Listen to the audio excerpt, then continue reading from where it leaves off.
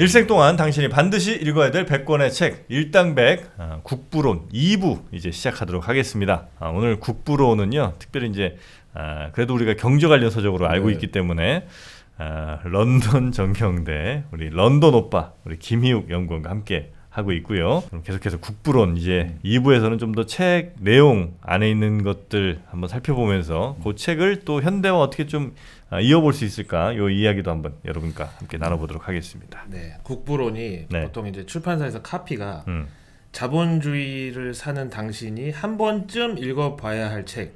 그렇게 합니까? 이렇게들 얘기 많이 하고 경제학과 학생들이 꼭 한 번쯤 읽어봐야 할 책 이렇게 나오는데 거기서 쯤이 저는 좀 안 맞다고 생각해요. 이거는 그냥 한 번쯤 읽을 책이 아닙니다. 이거는 반드시 머스트 아니 진짜 꼭 도전하듯이 읽어야 돼요. 그러니까 쉽게 한 번쯤 그냥 쉽게 읽을 책이 아니다. 그런 한 번쯤 말을 걸어볼까 뭐 이런 쯤이 아니라는 거예요. 이거.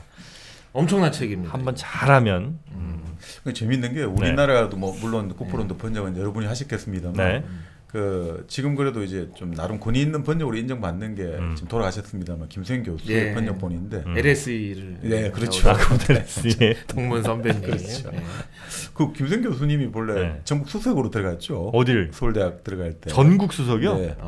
상고 출신인데 전국 수석으로 들어갔죠. 그런데 하여튼 뭐 여담이고요. 서울대 3대 천재 중에 한 분인가요? 그분이 아니 여쭤보는 거예요. 그렇게 거론된 것 같지는 않은 거예요. 서울대 3대 천재는 왜 이렇게 많은 거예요? 근데? 공동 3위가 한 2,000명 정도 되나? 그렇죠. 그거는 뭐 그 당시에 입학 연도에 따라 다 달라지니까. 그렇죠. 한 분이 우리 또 정방이. 그렇죠. 근데 이제 대단합니다. 우리 이제 김수현 교수님이 재밌는 게 바로 자본론의 번역자지 않습니까? 자본론도 번역. 자본론과 국부론을 동시에 번역했고 또 대단한 지력이신 거죠. 그때 당시에 그런 책을 진짜 우리나라의 언어로 번역할 수 있는 사람이 정말 몇 없었을 거예요. 번역기가 있었겠어요 그때 뭐. 그렇죠. 파파고가 있겠어요. 알바가 있었겠어요 그때. 이태원이 있었겠어요. 그렇죠. 그러니까 이게 이태원은 또 알바 길거리에서 하나 데려오면 되잖아. 근데 사실 이게 또 이 국부론 같은 경우는 상당히 이제 보수 우파 이쪽에서 또 나름 바이블로 생각하는 책이지 않습니까? 그러니까 좀 나름 좀 합리적 보수를 지칭하시는 분들 예전에 돌아가신 또 그분도 돌아가셨습니다. 박세일 교수 이런 분들도 이 국부론 관련해서 뭐 연구도 냈고 또 예전에 그 부총리했던 조순 선생도 그 이제 국부론 연구회가 여러 사람들이 연구 문집을 내기도 했는데 사실 그런 의미에서는 국부론은 어떻든 반드시 지금 말씀대로 한 번쯤이 아니라 한 번은 짚고 반드시 넘어가야 되는 책이다. 그건 맞는 것 같고요. 맞습니다. 근데 이제 아까 처음 말씀하신 대로 우리 런던 오빠님 말씀하신 대로 이게 근본적으로 시작된 게 결국 그 도덕 감정론하고 다 연결된단 말이죠. 그래서 먼저 이 국부론이 그런데 이 사람이 결국 이 아담 스미스가 사회 철학자로 볼 수 있거든요. 이 사회 철학의 의미는 결국은 사회의 본질이 뭐고 사회의 의미가 뭔지를 탐구한 사람이고 어떻게 하면 개인과 공동체의 어떤 조화롭고 서로 상생하는 관계를 만들려고 하는 사람이거든요. 사회 공학자죠 일종의. 사회를 어떻게 하면 아름답고 평화롭게 설계할 거냐, 이걸 디자인할 거냐. 사회 디자이너죠. 근데 이게 사실 이분이 그래서 조금 더 간략하게 한번 먼저 딱 추격적으로 한번 설명을 드리면 기본적으로 사람에게 아까 말씀드린 공감의 원리 심퍼시가 있지 않습니까? 근데 이 심퍼시가 있어가지고 이기심을 억제합니다만 우리 인간이라는 게 그래도 아무리 뭐 이기심을 억제한다고 도덕적으로만 우리가 거기 맡겨둘 수는 없잖아요. 또 사회가 유지되려면 이기심 같은 거를 좀 외적인 강제력이 들어가야 된다 이거죠. 그렇게 해야지 사람들이 좀 더 이게 조금이라도 뭐 이게 좀 이기심이 남에게 피해를 주는 형태로 나아가면 또 사회가 계속해서 싸움 나고 혼란 나고 해체될 테니까 법이 그래서 들어간 거죠. 근데 그러면 여기서 이제 아담 스미스가 왜 국부론을 썼느냐? 자, 그러면 인간에게 그 도덕적인 공감의 원리도 있고 또 법이라는 게 있어가지고 정의를 또 구현하는 원리가 됐으니까 그럼 다 좋은 세상이 됐느냐 이거죠. 그 아까 그랜드 투어를 했지 않습니까? 프랑스 파리를 간 거죠. 파리하고 런던하고 비교를 해본 거예요. 파리는 런던보다 정말 법도 많고 뭐 여러 가지 막 법 규정도 많고 빽빽하다 이거죠. 그런데 파리에서는 매일 밤 살인 사건이 일어나지 않고서는 파리의 밤은 저물지가 않는다는 거죠. 근데 런던에서는 1년에 뭐 많이 안 일어난다 이거죠. 또 영국 내에서도 이제 스코틀랜드 사람이잖아요. 글래스고와 에딘버러를 비교했는데 뭐 예를 들어서 에딘버러에서는 1년에 뭐 살인 사건이 많이 나는데 글래스고는 거의 안 난다 이거죠. 이건 왜 이런가 이거죠. 왜 사람에게 공감의 원리도 있고 사람에게 법도 있는데 왜 어느 지역에서는 이렇게 자꾸 살인사건 나고 어느 지역은 안 날까? 정의의 법은 여기가 더 많은데 네. 알고 보니까 결국은 이게 경제의 차이라는 거예요. 경제의 차이. 근데 이게 단순한 경제 차이가 아니라 네. 결국은 예전에 중세사회에서 봉건사회에서 하인들이 있을 때 좀 끔찍한 범죄가 많이 일어났다는 거죠. 아, 그래요? 왜냐하면 하인들은 귀족들에게 전적으로 의존하고 있잖아요. 네. 그래서 이 사람들이 잘리는 순간 먹고 살 게 없어지니까 범죄를 저지를 수 있다는 거죠. 무슨 말이냐면 사람은 누군가에게 의존할 때, 누군가에 의존해 있을 때 도덕적으로 올바로 쓸 수가 없다는 거죠. 그래서 그러면 어떻게 했냐? 상업과 제조업을 많이 발전시켜 가지고 스스로 일자리를 만드는 것이 결국은 좋은 세상을 만들고 이 사회의 질서를 유지하는 가장 좋은 방법이다. 그러니까 바로 국부, 노동을 통해 가지고 자기 가치를 만들어내는 사회가 결국은 화평한 사회가 되고 이렇게 되지, 법을 엄격하게 하고 뭐 인간의 도덕성만 의지한다 이래갖고 좋은 세상이 안 만들어진다는 거죠.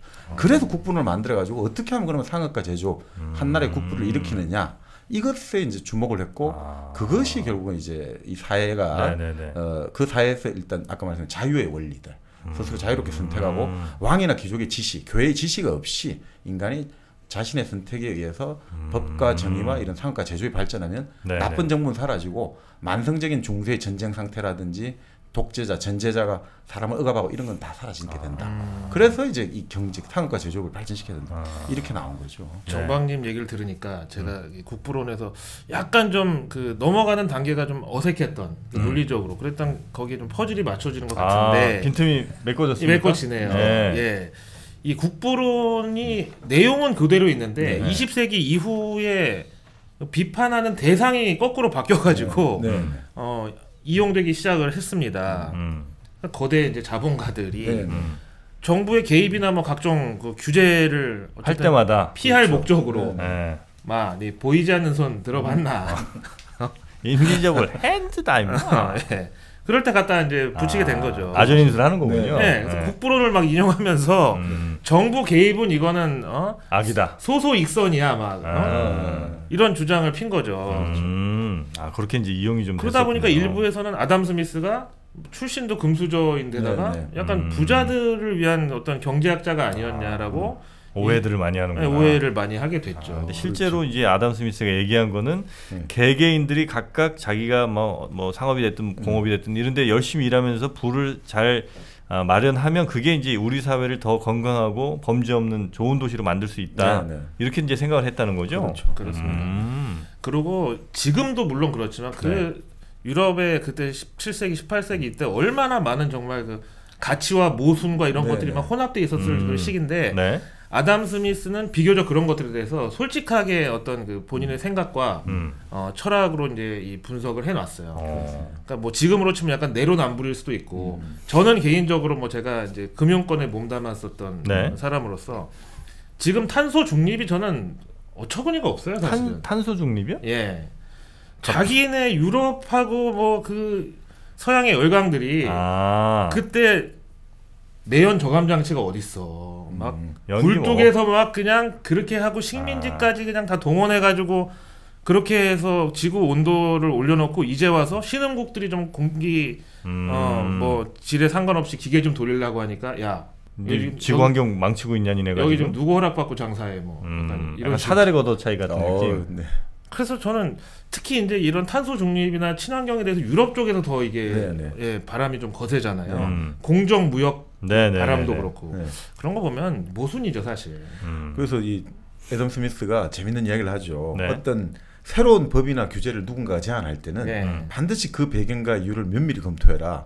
그 당시에 그 새로운 규제를 제안하는 사람들이 대부분 상인 집단들이 많았다는 거죠. 기득권자들이. 그러니까 이해관계가 거기에 이제 또 배경에 깔려 있기 그렇죠. 때문에. 근데 일반 대중의 이익, 그러니까 요즘 지금 일반 인류의 이익과 일치하지 않는, 물론 뭐 환경의 문제를 도외시하는 건 아닌데 그런 이제 지금 말씀드린 사다리 걷어차기에 혐의가 없는 건 아니니까 우리가 항상 면밀하게 검토를 할 필요는 있죠. 그렇죠. 그래서 저는 이 국부론도 읽을 때 일단 물론 지금도 그런 어떤 그 모순과 뭐 배치되는 사상들이 막 혼재되어 있는 세상에 살고 있으니까 그때 아담 스미스 시대에는 더 하지 않았을까. 그래서 읽다 보면 약간 요 얘기는 잘못 끼어 들어간 것 같은 문장이 있잖아요. 읽다 보면 자꾸 나오는구나. 근데 그런 게 자꾸 보이더라도 이건 이거대로 이제 인정을 하는 게 좋고. 그래서 저는 이제 정박님이 도적 감정론에서부터 도적? 도덕 감정론. 네. 네. 프로이드에 의하면 말실수라는 건 없다고 다 잠재의식에서 나오는 거라고 하는데 네. 제가 도적 감정론이라고 네. 사과드리겠습니다. 네. 네. 도덕 감정론에서부터 한번 뿌리를 찾아보자고 하시니까 네. 아까 그 한마디만 듣고도 저는 좀 퍼즐이 풀리는 느낌이에요. 그 더 듣기 싫다는 얘기예요? 좋다는 거죠. 좋다는 거죠. 예. 네. 대단하시다. 우리 박이 형님의 어떤 그 지식의 깊이와 넓이는 어마어마합니다. 네. 그 누구도 우리 어렸을 때 고등학교 때 이태원에 뭐 이렇게 뭐 사러 가면 또 이태원 가요? 네. 네. 아저씨 여기 운동화 보러 왔네요. 아 운동화 여기 있어. 막 보여줘. 네. 보고 예 알겠습니다. 가려고 그러면 어디 가서 아니 저 힙합 바지 사러 바지 여기 있어. 그러더니 천장에서 꺼내. 아 잘 봤어요. 이제 갈게요. 아 어디 가세요? 아니 모자 사러 가요. 모자 여기 있어. 그러고 이제 또 꺼내. 아 박이 형님은 이태원이다. 박이 형님은 진짜 모든 게 다 들어있는 지식의 어떤 이태원 예, 맥도날드 뒷골목에 있는 그 상점 같은 구름을 너무 올리십니다. 네. 자 그래서 네. 도덕 감정론에서 한번 이 책을 한번 좀 이어서 한번 사상의 그 통일되는 그 부분을 한번 좀 찾아볼까요 그러면? 아니 그러니까 이제 그게 지금 압축적으로 말씀을 드렸고. 아까 했잖아. 그 얘기는. 아 끝난 거예요? 좀 더 해달라는 거죠. 세네 문장으로 끝날 일은 아닌 것 같은데. 그렇죠. 뭐 근데 좀 더 보자면 네. 결국 이제 그 인간의 이기심이라는 것들이 네. 그러니까 우리가 아까 말한 심프시의 원리로 충분히 억제가 된다는 거죠. 그러니까 단순한 연민이 아닌 거는 네. 우리가 연민이라는 거는 불쌍한 거에 대해서 같이 눈물을 흘려주는 건데 네. 이 공감 심프시는 사람들이 기뻐할 때 같이 또 기뻐해 준다, 웃는다는 거죠. 그러니까 이게 좀 차원이 다르고 그리고 그런 것들을 예를 들어 어떤 사람이 행위를 하고 있는 좀 대상이 있는 사람이 있고 내가 바라보는 사람이 있잖아요. 그런데 항상 그것들이 서로가 이제 한쪽에 어떤 일방적으로 공감이라는 거잖아요. 서로가 같이 다 뭔가 제3자적인 걸 설정해 가지고 같이 다 이제 뭔가 교류를 한다고 해야 될까? 네. 이런 식으로 해서 뭔가 하나의 어떤 중립성이라고 할까 아니면 하나의 어떤 객관성이라고 할까 이게 사실은 근데 이게 본성이잖아요. 네. 이 본성이라고 말하는 것 자체가 사실 좀 이게 어떻게 보면 지금 좀 우리 입장에서는 과학적으로 본다는 것하고 본성 이야기하는 것이 좀 애매한데 요 지점에서는 근데 여기가 딱 그 기본 뭐라고 할까요? 우리 수학에서 공리처럼 돼 있는 것 같아요. 그거는 어떻게 뭐 더 이상 설명 안 되는 그런 부분이 있는 거죠. 사실은 이타심이나 뭐 공감도 이기심의 어떤 발현이라고 또 거꾸로 볼 수 있잖아요. 이타심이 내가 이 사람한테 공감해 주면서 나 스스로 만족을 느끼고 싶은 심리 혹은 뭐 김장훈 형님처럼 내가 먹고 살기 힘들어도 기부를 많이 하면서 또 인정 욕구를 채우는 그런 심리. 그런 게 이제 충돌될 때가 대표적인 게 이제 그 여자친구 차를 타고 가다가 여자친구가 이제 차선을 급하게 변경하다가 사고가 났어요. 그래서 이제 옆에 탄 나 입장에서는 이 여자친구가 잘못한 왜냐면 이제 나는 또 그 상대 운전자에게 공감을 또 하고 있으니까 그래서 이제 그 편 들었다가 이제 호되게 이제 혼나는 경우들이 있죠. 너는 지금 왜 저 알지도 못하는 운전자의 공감을 하고 있느냐. 오빠 내 입은 생각 안 해? 오빠 누구 남자친구야? 이렇게 이제 가는 경우들이 좀 있거든요. 네. 근데 이제 여기는 갑자기 남녀 상렬지사로 아니 여기는 좀 더 이제 제3자적인 지금 말씀드린 아담 스미스 식으로 말씀드리면 그렇죠. 자기 혼자 생각에서도 제3자를 항상 설정하는 거죠. 그만큼 객관성을 확보하려고 하는 본능에 더 충실하신 거죠. 본성에. 자, 이 공감 능력 관련해서는 또 이 얘기를 안 드릴 수가 없는데요. 우리 18 어른 캠페인 잠시 광고 듣고 오겠습니다. 퇴소하던 날은 정말 기뻤어요. 제가 고대하던 날이었기 때문이었는데 기차가 출발을 하는데 그때 눈물이 나더라고요. 마음 둘 곳이 없다라는 생각. 여러분의 독립은 몇 살이었나요? 보육원의 아이들은 만 18세가 되면 시설을 나와 홀로 살아가야 합니다. 어른이 되기는 아직 이른 나이. 곁에 아무도 없다면 그것은 자립이 아니라 고립입니다. 18. 홀로 어른이 되어야 하는 아이들을 위해 함께 해주세요. 아름다운 재단은 18 어른의 건강한 자립을 응원합니다. 아름다운 재단 18 어른 캠페인. 네, 18살이 되면 사회로 등 떠밀리듯이 이렇게 나오는 친구들이 또 있습니다. 그러니까 보육원에서 있다가 진출 당하는 거죠. 그렇죠. 근데 그때 어쨌든 이 친구들이 그래도 우리 사회에 아주 훌륭한 구성원들이 좀 되기 위해서는 이 아담 스미스 얘기처럼 어떤 자기만의 어떤 부도 잘 이루고 일을 잘 한다면 좋을 텐데 그 기반이 없는 경우에 그것 좀 힘들어지지 않습니까? 그럴 때 우리 기존의 구성원들이 조금 더 어른들이 도움을 좀 주시면 도움의 손길을 내밀어 주시면 어떨까 하는 생각이 좀 듭니다. 아름다운 재단과 함께 해봤고요. 자, 그래서 이 도덕 감정론 관련된 이야기는 뭐 이 정도로 그러면 정리해도 괜찮겠네요, 그죠? 네. 뭐 더 나올 건 없는 거. 그러니까 사실 근데 아담 스미스가 재밌는 게 예전에 네. 우리 열정과 이해관계라는 그 엘버트 허시먼 책을 했지 않습니까? 네. 그때 그래서 이제 사람들의 열정이 사회를 파괴할 수 있기 때문에 이해관계라는 걸 내세워 가지고 물질적인 자본을 축적하는 걸로 해서 그 열정을 다스리면 사회가 안전해진다고 봤는데 그 아담 스미스는 거기에 대해서 좀 비판적인 사람이거든요. 그래서 지금 무슨 말이냐면 지금 말씀대로 아담 스미스는 근본적으로 사람이 네. 누구나 항상 그 자기 생활 지금 조건을 개선하려고 하는 욕망이 있는 것이고 그리고 그것의 근저에는 기본적으로 인정을 받고 싶은 욕구들, 허영이라고 해야 될까 여러 가지 그 인정 욕구가 있기 때문에 이게 네. 뭐 모든 게 다 같다고 보는 거죠. 열정과 이해관계가 따로 있는 게 아니라 다 같고 네. 그렇기 때문에 중요한 것은 정책만 바꾸면 된다는 거죠. 아까 말씀드린 중상주의 정책만 잘 바꿔도 자유롭게 교육만 돼도 충분히 인간은 알아서 잘 산다. 그러니까 기본적으로 인간을 아주 신뢰하는 사람인 거죠.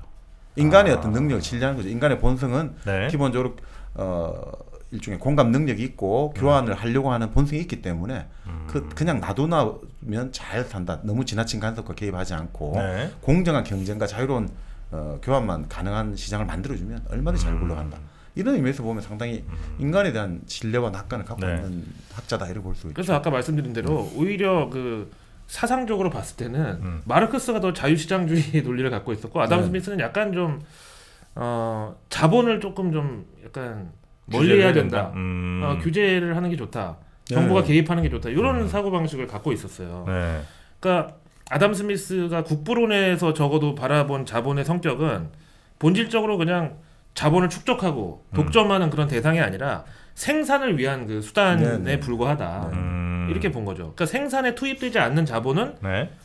그냥 뭐 땔감을 그 창고에 쌓아놓은 것과 크게 다르지 않다. 뭐 이렇게 본 거죠. 네. 자본이 형성된 이유도 생산을 위해서일 뿐이다.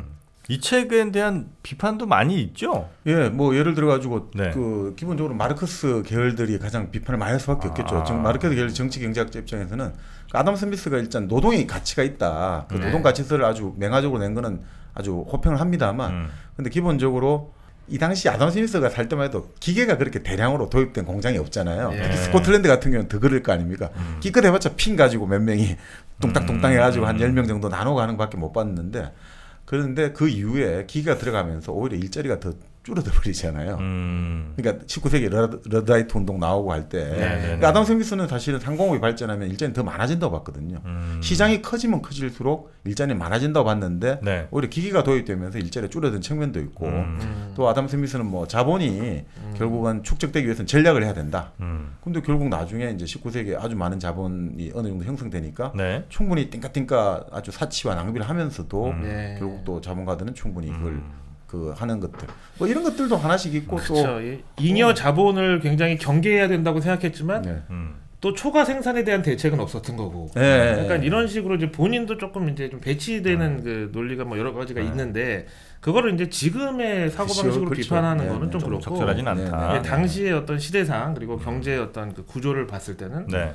아담 스미스의 국부론은 그 자체로 충분히 가치가 있고 네네네.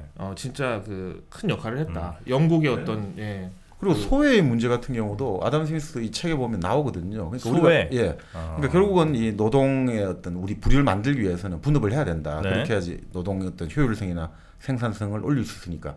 근데 그런 이야기가 나와요. 근데 그런 한 평생 동안 그 일만 하는 사람들, 뚱땅뚱땅하는 사람들은 어떻게 될 것인가? 이 사람들은 어떤 혁신적 사고를 할 수 없을 거고 그렇지 않습니까? 똑같은 일만 평생 동안 우리 나사만 돌리는 거 하면 그 아담 스미스 책에 나오거든요. 그런 사람들은 정말 이게 삶에 대한 자신감도 없어지고 용기도 부족해질 것이고 이런 게 다 나와요. 그런 우려가 벌써 다 나오거든요. 그 마르크스가 나중에 그걸 결국 인간 소외로 표현하듯이 이런 것들도 보면 지금 말씀대로 이게 뭐 자본가들을 위하고 회사의 오너들을 위하고 돈 많은 기득권자를 위한 게 아니라 상당히 어떻게 보면 친노동자적이고 노동자의 권익을 생각하는 측면들. 그러니까 이 사람이 제일 걱정했던 게 결국 이런 거 양극화거든요. 네. 한 사회가 이렇게 어떤 사람들이 불쌍하고 비참한 상태에 처한 사람들 두고서는 이 사회는 절대 번영할 수가 없다. 맞습니다. 그렇기 때문에 어떻게든 간에 아담 스미스가 왜 시장에서의 어떤 이 경쟁과 거래를 교환을 중요시했냐면 그것이 불쌍한 사람들에게 부를 나눠주는 최선의 방법이다라고 자기는 확신을 했기 때문에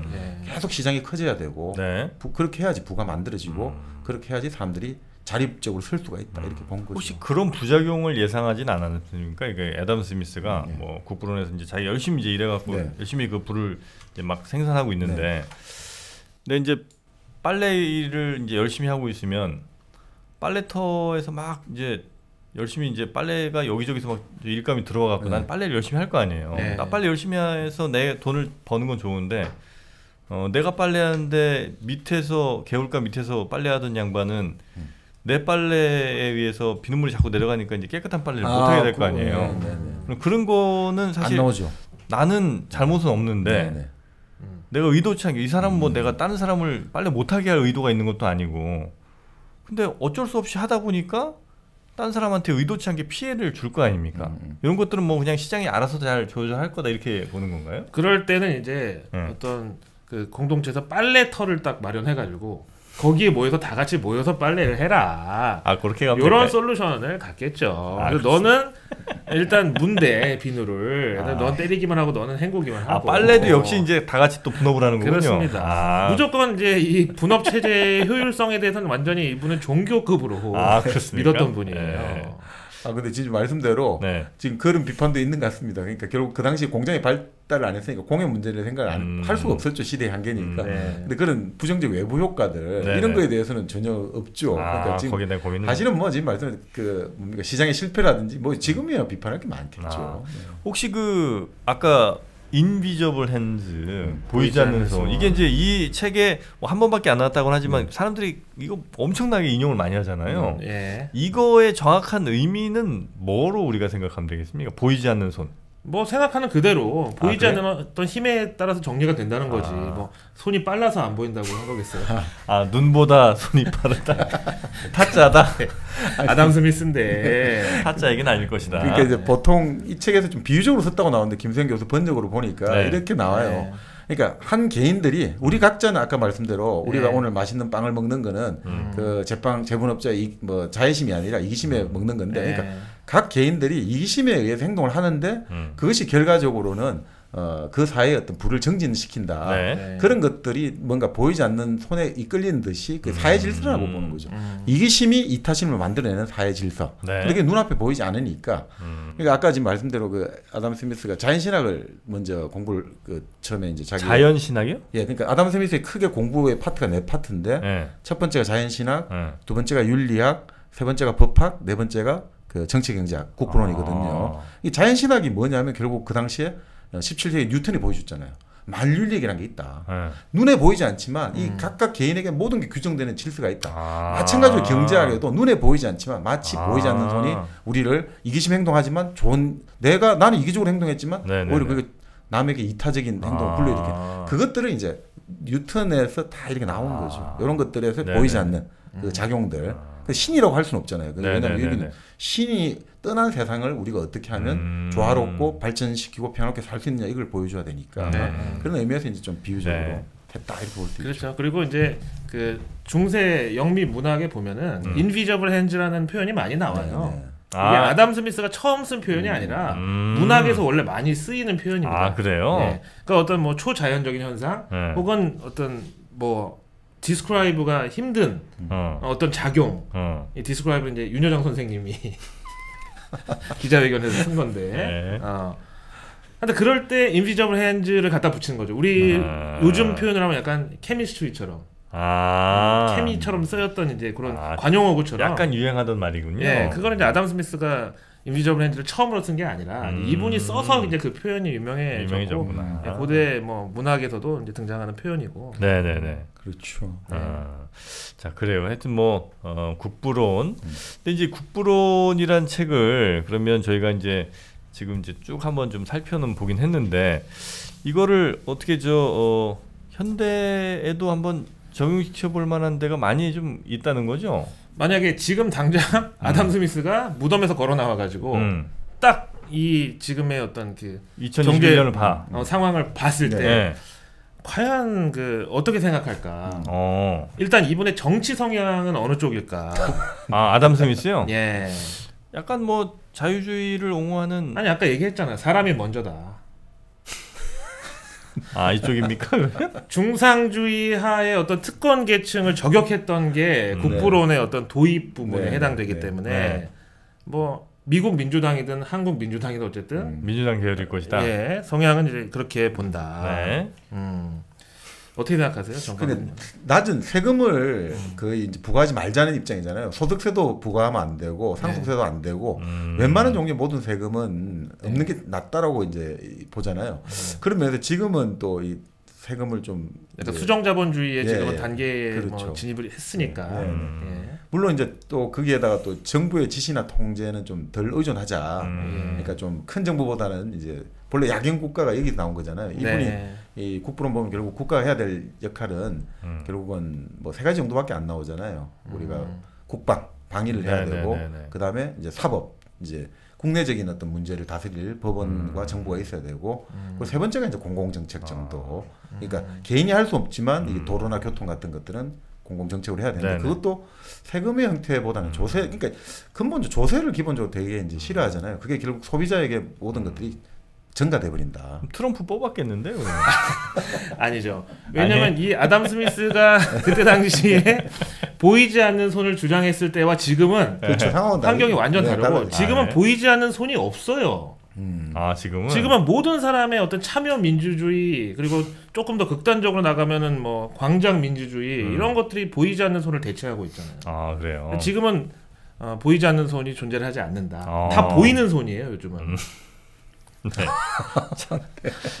그래서 비저블 핸즈. 지금 이따 아마 정치 상황은 그럴 것이고 아니면 지금 이제 막 주식 열풍이라든지 뭐 코인 열풍 이런 상황을 보면 혹시 이분은 뭐라고 하십니까? 일단 동학개미 분들에 대해서는 제가 봤을 땐 당연히 어여쁘게 생각을 했을 것이다. 오히려 그냥 현금 부자를 뭐 아까 얘기했던 머니 스톡이라는 점에서 비판을 했고 어쨌든 뭐 내 돈이 월하게 한다라는 동학개미의 어떤 논리에 대해서는 굉장히 찬성을 했을 것이다. 민간 투자의 일환으로 볼 수 있을 그렇게 생각하고 대신에 존리에 대해서는 좀 반대를 했을 것이다. 존리는 갑자기 또 왜 나와? 왜 이렇게 무리수를 넣어? 본인의 어떤 재산권을 완전히 저당 잡히면서까지 무조건 주식을 사서 모으고 맹목적인 투자를 해라. 내 그 피땀 흘려서 번 돈의 재산권을 저당 잡힌 채로 불확실한 미래에 가서 부자가 될 거라는 어떤 그 꿈과 바꿔라. 이런 거는 아담 스미스는 반대를 했을 것이다. 그래. 뭐 책을 보면 아담 스미스가 주식 회사에 대해서는 좀 비판적으로 나오죠. 아 그래요? 근데 물론 이제 뭐 다른 책을 보면 그 당시 주식 회사의 어떤 이사의 의사결정 과정이라는 게 워낙 느리고 이러니까 변화하는 현실 환경에 기민하게 대처할 수 없다 이런 측면에서 또 주식 회사는 상당히 비판적으로 바라봤다 이렇게 나오더라고요. 진짜 그때 당시 단체들이나 뭐 이런 걸 보면 지금의 어떤 그 조직과 이런 거는 상상할 수 없을 정도로 너무 비효율적이고 그때 당시에 그냥 헤드 카운트로 봤을 때 사람만 모여 있을 뿐이지 어떤 조직이나 어떤 무슨 협회나 뭐 주식회사의 어떤 장점 같은 건 전혀 없던 시기였어요. 그러니까 17, 18세기에 어느 정도냐면 그 당시에 이제 시장을 열어놨지만 이제 사람들이 그 사기꾼들이 워낙 많이 나올 거 아닙니까? 그러니까 이 물건을 팔면서 이거 워낙 속이니까 이걸 사실 모르잖아요. 구입하고 나서 이게 당했다 이런 사람들도 많이 나오고 하니까 그 다음부터 나온 게 이제 어느 책을 읽으니까 결국 그래서 제조자는 자기 어떤 정보를 공개해야 된다. 우리 하다못해 예전에 뭐 껌을 사고 과자를 하나 사도 소비 무슨 이게 다 제조원에 관한 정보는 다 등록되게 공개되게 돼 있잖아요. 이건 뭐로 만들었고 소비자 불편은 어디로 신고를 하고 어쩌고 저쩌고 재정을 배상 책임지는 것도 있고. 그래서 그렇게 사기꾼들 속에서 결국 확립된 원칙이 파는 사람은 정보를 공개를 해야 되고 사는 사람의 정보는 숨겨져야 된다. 사는 사람의 정보를 다 하면 거래가 이루어질 수 없잖아요. 내가 그러면 내 친척이 옷집을 하고 있고 음식점을 하는데 난 저기는 음식이 맛이 없어. 딴 데 가서 먹을 거야. 그럼 그거 알게 되면 난리가 날 거 아닙니까? 당신 아들을 딸은 우리 집에 와서 밥을 먹는다 이러면 안 되니까. 결점 퇴원했어. 그렇죠. 그러니까 이제 이게 무조건 비밀로 해야 되는 거죠. 사는 사람 소비자의 어떤 프라이버시, 사는 구입 정보는 반드시 지켜줘야 되고 파는 사람은 시장에서 적어도 자기 정보를 공개하자면 안 되는 근데 그 원칙이 지금 약간 좀 깨지는 거네요. 그런 거죠. 왜냐면 제가 어디 뭐 사이트 같은 데 돌아다닐 때도 항상 내가 어디를 보는지를 이제 우리 광고주들이 다 알고 있고 그리고 뭐 배달의민족 뭐 이런 거 하다 보면 심지어 내 집 위치까지도 이제 막 노출이 되는 상황 아니에요. 그럼요. 원래는 그러니까 사는 사람들은 공개가 안 되고 그렇죠. 파는 사람들이 일방적으로 공개하는 게 맞는 거군요. 그래야지 이게 시장의 기본. 왜냐하면 정보의 비대칭성이 그렇게 해야 해소가 되잖아요. 안 그러면 우리가 사는 입장에서 일방적으로 정보가 없잖아요. 당할 수밖에 없기 때문에. 많이 당해 보셨잖아요, 우리 런던 오빠도. 뭐 광고 얘기하려고 그런 거예요? 지금? 아니. 지금 아니 완전히 온 신경이 거기로 가 있어. 아니 뭐 예를 들면 이게 지금 한 손에 동치미 국물 들고 있다고 내가 언제 연탄가스 새해 들어오나. 연탄가스 마셔봤어요? 아니요. 뭐 해보지도 않고 그래. 우리 나이에 연탄가스 마셔본 사람이 어딨어. 왜 내가 우리 가족 살렸어요? 진짜요? 네, 왜냐면 이제 우리 가족 집에 이제 미안해지네. 연탄가스로 다 중독돼 있는 상황에서 나 혼자 깬 거예요. 야, 대단하다. 그리고 내가 정말 죽기 전에 문을 열어갖고 환기시키고 내가 살렸잖아요. 우리 5가족을. 아니 나랑 동갑인데 어떻게 이렇게 한 명은 환경이 6남매급인데 거의? 야, 어디에 고향이? 어린 시절 어디서 보냈었어요? 저는 태어난 곳이 서울 잠실이에요. 그럼 연탄하고는 인연이 없네. 우리 정방님 또 잘 알고 계시지 않습니까? 저도 연탄은 한 2번 마셔봤죠. 네, 우리 다 마셔봤죠. 동치미 국물을 진짜 항상 먹어야 되죠. 근데 지금 가다가 한번 뗄게 연탄. 네? 이게 먹노. 여기 난지 캠핑장 갔다 가면 되잖아. 거기. 일단. 그럼 이제 아담 스미스가 그 우리나라 이번 그 정권의 가장 큰 통치 이념에 속했던 소득 주도 성장에 대해서는 그거에 대해서도 얘기합니까? 어떻게 생각을 했을까? 이것도 제 뇌피셜로. 야, 완전 오늘 코너 속 코너네. 생각을 해보는 거죠. 코소코. 만약에 아담 스미스가 살아 나온다면 지금 우리나라의 소득 주도 성장에 대해서는 찬성했을 것 같습니다. 결론적으로 말씀드리면 아담 스미스가 부유한 국가란 뭔가 그게 이제 국부론에 들어가 있는데 국가가 부유해지려면 어떻게 해야 되는지에 대한 답을 그런 어떤 체제가 아닌 구성원에서 찾았단 말이죠. 그런 면에서 소득주도 성장하고는 철학이 좀 일맥상통한다. 그래요? 예, 어떤 체제가 아닌 구성원에서 그 답을 찾기로 했잖아요. 소득주도 성장의 처음 어쨌든 도입 취지도 그렇죠. 뭐 거기에 대해서는 더 이상 코멘트하지는 않겠습니다. 아니 정박님이 또 얘기해 주셔야지. 아니 뭐 여기도 결국 소득을 가장 이제 핵심적으로 나오는데 사실 소득주도 성장의 내용을 잘 몰라가지고 하기가 이것도 모르는데 그냥 하는 거예요. 모르는 게 편해. 최저임금 어떻게 찬성합니까?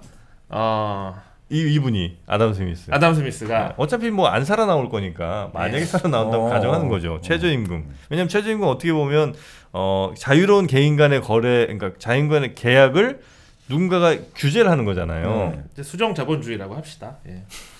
아담 스미스가 최저임금에 대해서는 찬성했을 것 같아요. 또 찬성해요? 이거는 어떤 그 정부의 개입이나 뭐 이런 게 그 아담 스미스가 살던 1770년대 정부의 개입 같은 그런 게 아니라 지금은 이제 훨씬 더 개입을 최소화하고 싶고 어쨌든 작은 정부를 지향하지만 아주 필수적인 거에만 개입하는 그런 거기 때문에 그리고 절대 권력과는 좀 차이가 있다. 그렇죠. 특히 이것도 체제가 아닌 구성원을 중시하는 거기 때문에 최저임금도 여기에 대해서는 좀 찬성을 했을 것 같아요. 그러니까 사실 뭐 그 우리 책으로만 보자면 아담 스미스는 모든 종류의 통제에 반대하니까 최저임금제라든지 이런 것들을 반대할 수 있는데 지금 말씀대로 그때하고 지금 상황이 다르잖아요. 아담 스미스가 그때도 가장 이제 강하게 반발했던 게 왕이나 영주나 이런 것들 어떤 절대화된 권력들, 특권 계층하고 그렇죠. 그런 것들 거대 자본가들. 그렇죠. 그러니까 사실 지금은 비교할 수 없을 만큼 그때 아담 스미스는 자본가들이 결국 사치를 하고 낭비를 하게 되면 이 자본 축적이 안 돼가지고 그 사회는 뭐 파멸하게 될 거다 이래봤는데 지금은 사실은 좀 자본가들 보고 계속 돈을 많이 쓰라고 하잖아요. 더 많이. 왜냐하면 지금 뭐 어마어마한 이제 양극화가 지금 전 세계 60명이 뭐 40억 명의 부를 가지고 있을 이 정도로 지금 양극화 심해졌기 때문에 이 상태에서 지금 이 상태를 그대로 방치했다가는 이 사회 자체가 견뎌낼 수가 없기 때문에 뭐 그런 면에서 보면 뭐 재밌는 말을 하더라고요. 결국 부자들이 좀 더 아까도 말씀드렸지만 그 좀 이렇게 나오죠. 소득에 비례해서 조세를 지불하는 것들이 부자들은 좀 더 많이 내도 괜찮다. 계속 그렇게 나오거든요. 그런 면에서 보면 뭐 좀 부자들의 부담이랄까 이런 것들에 대해서는 좀 찬성하는 입장이다. 이렇게 볼 수 있죠. 네. 예, 뭐 이런 캡을 뭐 위에도 씌웠듯이 아래도 어쨌든 안전판을 마련한다는 거에 대해서는 그래서 찬성했을 것으로 생각이 됩니다. 어떻게 저 코너 속 코너 한번 해보셨는데 어떻게 만족이 좀 되십니까? 개인적으로 판단한다면. 지금까지 만족스럽지 않아가지고 네. 몇 개 더 붙여보겠습니다. 네, 자, 몇 개만 더 가보겠습니다. 그러면 지금 이 MZ 세대 코인 열풍에 대해서 네. 과연 아담 스미스는 어떻게 생각했을까? MZ 세대. 네. 일단 가상화폐라는 것 자체가 아담 스미스가 그때 당시 생각했던 그 자본의 본질하고는 좀 다르기 때문에 반대하지 않았을까. 아담 스미스가 생각한 자본은 반드시 생산이나 노동과 결합을 했을 때만이 그렇죠. 의미가 있고 부를 증진시킬 때만이 네. 자본이 그 자체로서 의미가 생기는 거라고 했는데 지금 가상화폐는 그야말로 가상의 화폐잖아요. 네. 이걸 이제 우리 뭐 금융위원장께서는 화폐라는 표현도 쓰기 싫어가지고 가상 자산이라고까지 했는데 네. 뭐 그래서 가상화폐의 본질적 기능을 봤을 때는 화폐라고 혹은 자본이라고 네. 생각하기가 쉽지 않아서 반대했을 것이다. 그렇다고 또 요즘 젊은 사람들의 어떤 플렉스나 네. 뭐 파노폴리라고 그러죠. 이렇게 그 어떤 그 부유층의 소비를 따라하면서 나도 그 동질감을 느끼는. 그걸 이제 파노폴리라고 그래요. 예. 그런 거는 또 반대하지는 않았을 것 같은. 그래요? 예. 왜? 어쨌든 개인의 그 소비도 뭐 부를 창출하는 어떤 수단 중에 하나라고 생각을 했을 것 같아요. 국부의 어떤 일조하는. 네네네. 예. 그러니까 크게 보자면. 예. 그래서 그런 뭐 파노폴리 같은 소비나 뭐 플렉스 같은 소비도 네. 뭐 크게 뭐 부정적으로 그러니까 옛날 사람이라고 해서 꼰대처럼 네네네. 그렇게 생각하지는 않았을 것이다. 그 책을 보면 네. 그러니까 코인 열풍은 그럴 수 있을 것 같아요. 지금 말씀대로. 네. 왜냐하면 이제 아담 스미스 국부론에 자본의 투자 우선순위를 쭉 보면 첫 번째가 농업이고 예. 두 번째가 제조업이고 이렇게 쭉 나오거든요. 그다음에 이제 상업 이렇게 나오는데 예. 그 왜 그렇게 하냐니까 결국 농업이 가장 확실하다는 거죠. 안전하고. 근데 제조업이나 그리고 해외 교육이나 이런 것들은 좀 불확실성이 강하기 때문에 그렇죠. 그러니까 농업 이런 것들이 좋고 그러니까 뭐냐면 좀 확실하고 안정적인 것들에 자본이 투자돼 가지고 결국 생산을 끌어올릴 수 있다 이렇게 보기 때문에 그렇죠. 그래서 네. 그걸 가지고 아담 스미스는 중상주의를 비판하고 중농주의를 찬양했다고 하시는 그런 해석하시는 분들도 있는데 그건 아니고 제가 봤을 때는 중농주의를 뭐 찬양했다기보다는 중상주의에 대한 비판 그리고 어떤 자본의 본질적 기능을 설명하다가 이제 중농주의의 어떤 그 예를 들은 것이지 중농주의자라고 또 하기는 그렇죠. 힘들죠. 중농주의의 자유방임을 받아들였다. 중농주의가 내세운 게 자유방임이었거든요. 왜냐하면 당시 프랑스에서 농업 산물을 수출을 여러 가지 국가에서 통제라고 하다 보니까 네. 그런 것들이 많은 이제 농민들에게는 불이익을 주니까 네네. 오히려 그냥 자유롭게 다 풀어줘라. 그렇게 할 때 가장 이제 이익이 보장되니까 그런 것들 속에서 이제 그 자유방임을 받아들이지 않았느냐. 그 중농주의자들은 토지가 모든 것들의 그 부의 원천이고 유일한 원천이라고 보니까 네. 그 지점하고는 조금 또 다르지 않나 싶습니다. 그야말로 그냥 경제학의 3대 기본 요소 토지 노동 자본으로 모든 게 끝난다 이렇게 생각했던 게 중농주의인데 네네. 아담 스미스는 또 그렇게까지는 생각하지는 않았었습니다. 네. 아마 250여 년 전 책이다 보니까 이제 현대와 또 우리가 연결을 짓는다면 아담 스미스의 생각은 어떨까? 우리가 또 그렇게 해야 250년 전에 아담 스미스와 또 대화를 할 수 있는 거 아니겠습니까? 그렇죠. 그래서 지금 이 코너 속의 코너 우리 런던 오빠의 이프 이 코너를 좀 하고 있는데 마지막으로 하나 더 있습니까? 지금 이제 탄소 중립 네. 탄소 중립 이 정책에 대해서 저는 이제 이거에 대해서 약간 그 유럽과 그 서양 열강들의 어떤 내로남불을 아까 말씀하셨죠? 얘기했는데 네. 과연 아담 스미스는 그럼 이런 탄소 중립 자체에 대해서는 어떻게 생각했을까? 제가 아담 스미스였다면 탄소 중립은 또 찬성했을 것 같아요. 탄소 중립으로 가는 걸 예. 그러니까 지금 현재 유럽이 하고 있는 행동에 대해서 네. 본인의 어떤 사상으로는 네. 이거 잘하는 것이다. 또 바이든 행정부의 어떤 그 환경 정책에 동의한다. 뭐 이렇게 입장 나왔을 것 같아요. 왜냐하면 수소 테마주 삽니까 바로? 요즘 탄소 포집 쪽으로. 네. 네. 왜냐하면 아담 스미스가 네. 옥스포드에 갔다가 네. 만나서 따르게 된 사람이 아까 정박님 얘기하신 흉이라는 그 철학자였어요. 흉. 예. 나이는 한 10살 정도 차이 났다고 하는데 아담 스미스가 굉장히 정말 형님으로 따르고 막 그 왜 모든 게 다 막 멋있어 보이는 그런 롤모델 있잖아요. 그랬대요. 네.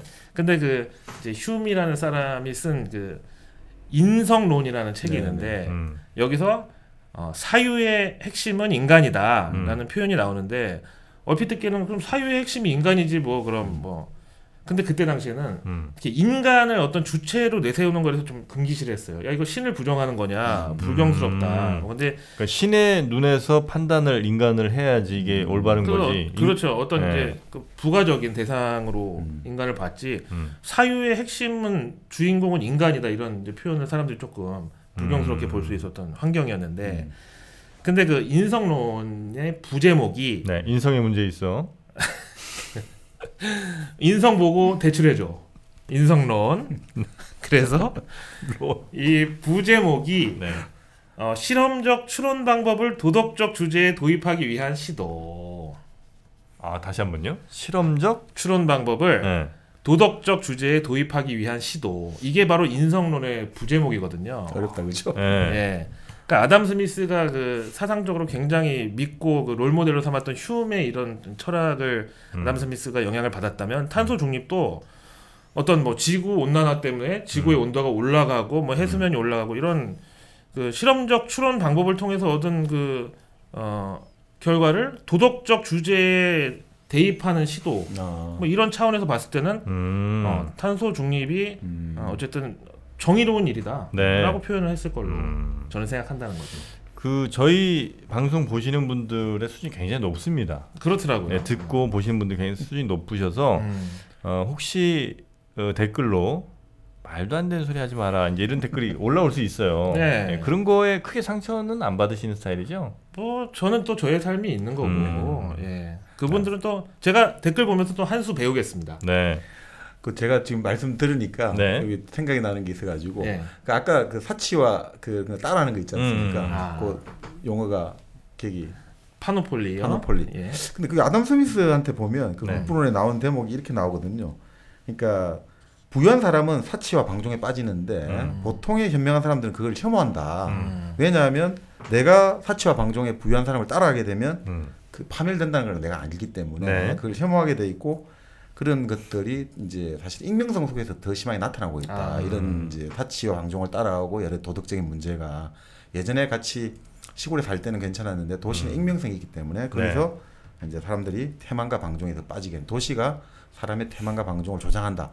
이런 면에서는 상당히 좀 부정적으로 봤고 그걸 해결하기 위해서 내세운 게 결국 철학이라든지 교육이라든지 예술이거든요. 네. 예. 그런 면에서 지금 따라하는 거는 조금 다르지 않나 반대일 수도 있다. 예. 근데 지금 최근에 문제가 되고 있는 그 우리 코인 과세 있지 않습니까? 네네네. 예. 그게 대해서는 만약에 아담 스미스의 과세 원칙을 보면 아담 스미스는 그게 부정적인 것 같아요.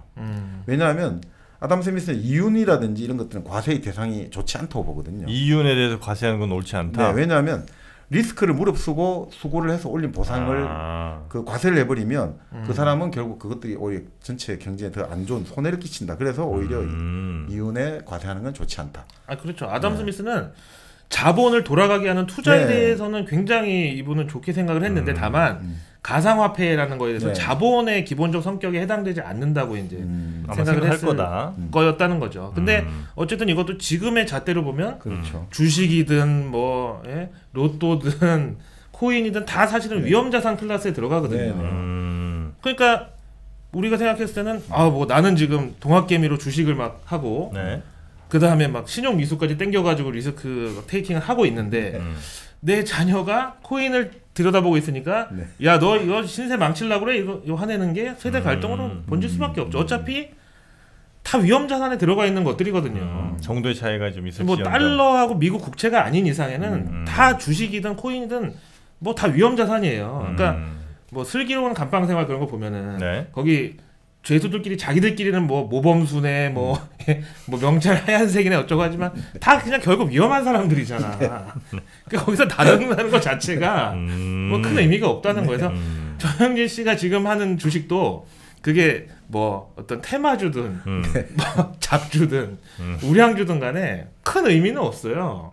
명찰 하얀색이냐 노란색이냐 흉악범이냐 저는 주로 흉악범들 위주입니다. 네, 근데 그렇다고 모범수라고 해서 죄를 안 지은 사람은 또 아니고요. 그 사람도 언제 또 이 사고를 칠지 모르는 사람이기 때문에 그래서 하여튼 아담 스미스는 그런 거에 세금 매기는 건 아마 반대했을 가능성이 높다. 근데 이제 요것도 정박님이 얘기하시는 걸 제가 가만히 이제 들어보니까 이 아담 스미스의 그 철학이나 어떤 논리에도 뭐 이렇게 배치되는 면이 많이 있고 또 지금의 어떤 현상을 아담 스미스의 철학에 딱 놓고서 이렇게 돌려가지고 딱 꺼냈는데 딱 이렇게 그 색깔이 입혀져 있기가 좀 쉽지가 않은 것 같은데 오늘 정박님이 아까 얘기하신 대로 이윤에 대한 과세는 솔직히 반대를 했어요.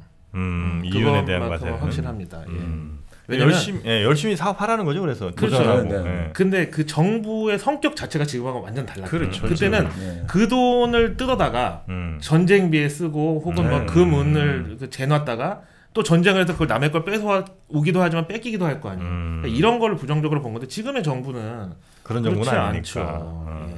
그렇죠. 그 당시만 해도 그러니까 아담 스미스 책에도 나오지만 왕이나 귀족들은 제발 좀 각 개인의 자유로운 경제활동을 감시한다든지 이런 데서 제발 좀 벗어나라. 당신들이 그거 벗어날 때 당신은 그럴 자격도 없고 그걸 벗어날 때 이 사회는 가장 발전한다. 그러니까 기존에 지금 예전에 어떤 왕이라든지 우리 요즘 현대적 의미의 정부로 생각한 것이 너무나 그때 가혹하게 억압했던 것에 대한 반작용으로 정부라는 것들은 그냥 가만히 방위라든지 국내적인 치안이라든지 그 정도만 해라 이거죠. 정말 밤에 야경만 써라. 나머지 우리 알아서 잘 할게. 이런 개념이었던 거죠. 근데 그것들이 지금 결국 그 이후로 몇백 년간 물론 이런 건 있거든요. 제가 어느 그 경제사학자들 이야기를 들어보니까 그 BC 10세기 있지 않습니까? BC 10세기 지금부터 한 BC? BC 10세기. 그러니까 지금부터 한 3,000년 전이죠. 3,000년 전에 사람들의 연소득이 있지 않습니까? 그걸 한번 지금 방식으로 한번 추산을 해보니까 연소득이요? 연평균 소득. 전 세계 그 당시 인류가 한 150불 정도로 잡더라고요. 지금부터 3,000년 전에. 근데 아담 스미스 당시에 연소득을 얼마 정도니까 180불로 잡더라고요. 그러니까 한 2000년 동안에 한 30불로 2000 몇백 년 동안에. 그런데 2000년에 전 세계 인류의 소득을 나눠보면 한 6,000불 넘는다는 거예요. 요 200년 동안에 그러니까 이런 그 아담 스미스의 지금 어떤 자유주의 이 사회의 어떤 자본주의의 어떤 생산력이라는 것들이 그만큼 한 200년 사이에 어마어마한 발전을 이뤄냈다.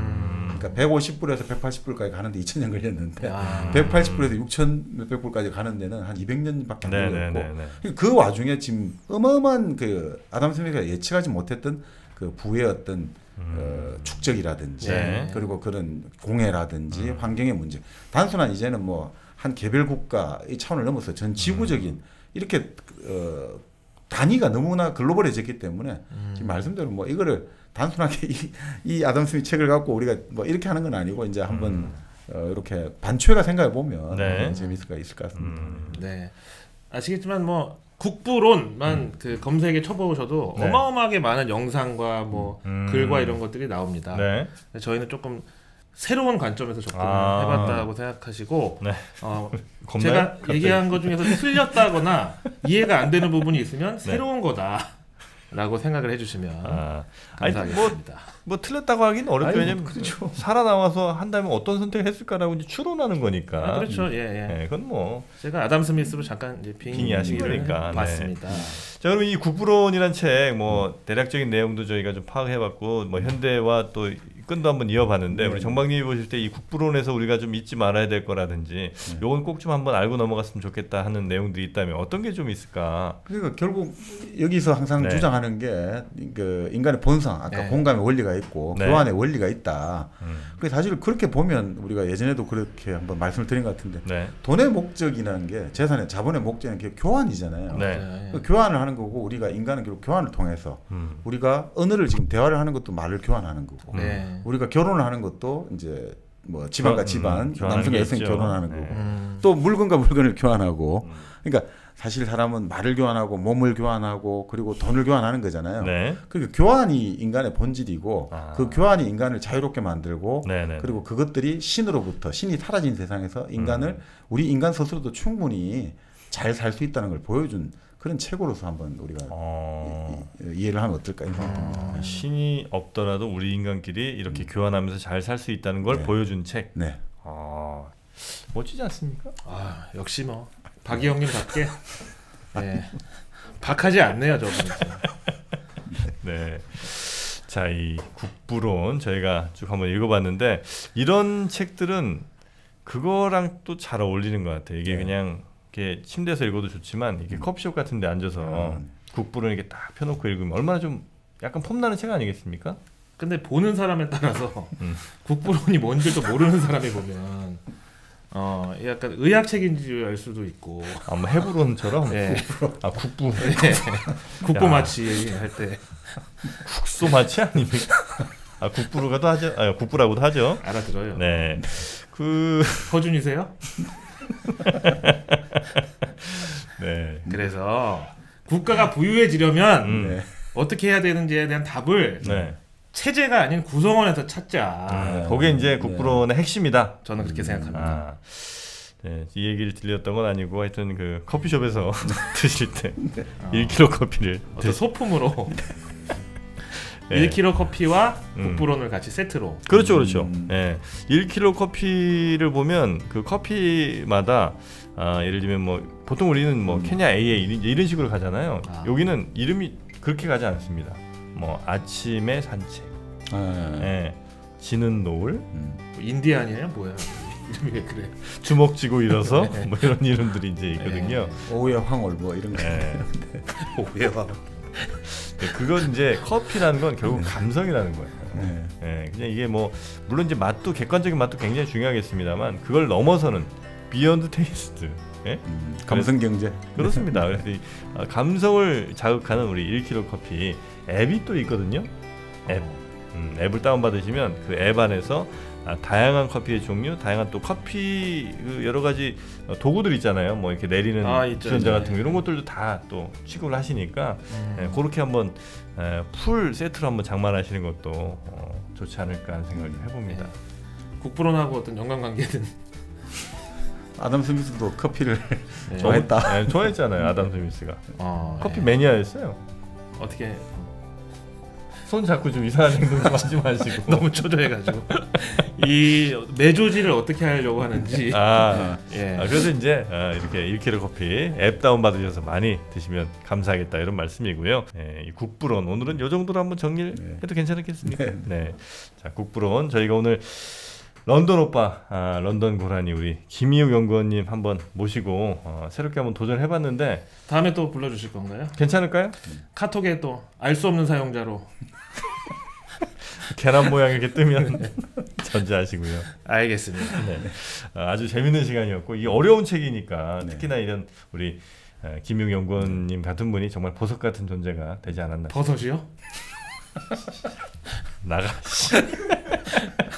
왜 이렇게 발음이 귀가 안 좋은가 봐. 보석. 주얼리. 주얼리.